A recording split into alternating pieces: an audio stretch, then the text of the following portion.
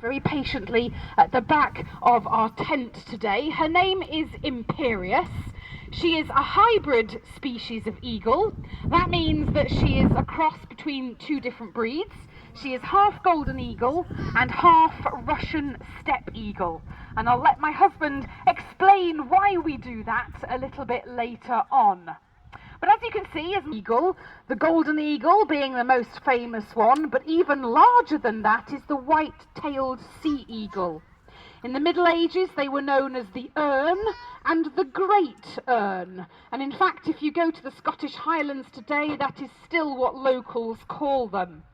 They were a mystical bird, a bird of news, and they're a quarter of the size and power of this bird. So we didn't need to put ourselves through the stress and the pain of handling a very powerful eagle when we had smaller, weir things that could do the job as well. And yet, if you go over to Asia, there is thousands in the wild over there, and that's what they use the eagles to hunt with.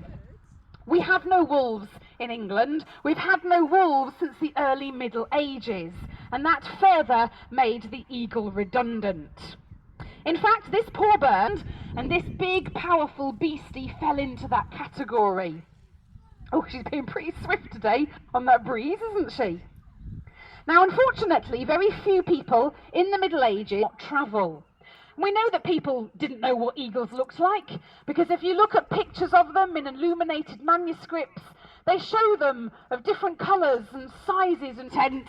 And through the arena there, she's on a line, so don't worry, she can't go anywhere. That is exactly why she's on in England, and it comes from we've been able to restore both of those species to their former glory. But it makes you appreciate what a difficult time. Now we have one final bird to fly for you in this demonstration. That's one that I'm going to be...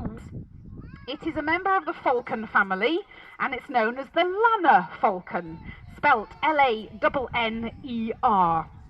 The lanner is a bird that few people have heard of today, and is up and tells me that he's nice and relaxed and ready to go. And we might encourage that by popping him on a flying post there. That's your hood, don't catch it. And let him go under his own steam.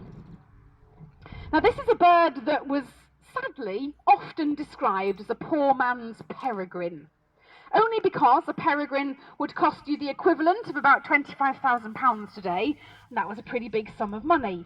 So if you couldn't quite afford that, and that was most young nobles, then the lanner was a pretty good second choice.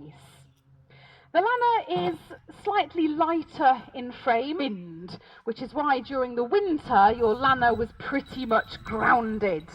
But what it did do is it gave you a very nice falcon to hunt with through the summer months, when your wintry peregrines were molting in their aviaries and doing nothing. So it was a great summer bird, and a bird that allowed you to have a bird catcher. So we fly all of our falcons to the lure, which is what you can see me swinging about periodically. He will attack and swoop at that as though it were another bird. He might do that directly out of the sky, like he's doing now. Sometimes he'll come in very low and try and ambush the prey, which is what they've evolved to do in Africa, where they have to hawk through tall grasses a lot of the time. So at the moment he's just using the little bit of air and the warm weather that we have to try and give him a bit of lift. And every now and then you'll see I just hide the lure, which just encourages him to go up and to wait on a bit, because at the moment there's nothing to chase. When the lure shows itself, we get a nice little stoop out of him like that, and you can see just how stylish he can be. Now, one of the most common uses for a lanner was to train it with a young peregrine, because young peries were known for being very wayward. They would often, when they're young, tail chase everything with a lanner in what we call a cast of falcons. Then the lanner would act as a lovely restraining force, keeping your peregrine in sight and bringing it back home safely. And yes, falconers did used to lose birds quite a lot in history. They would attach identification rings to them, and there were laws about not giving them back if you found them. Ho! They did not have the luxury of the telemetry that we use in the modern day. So it's much easier for me to fly a Lanafalcon today than it was for my ancestors in history. But a lovely flight there to end the show from Fodden, so please give him a big round of applause.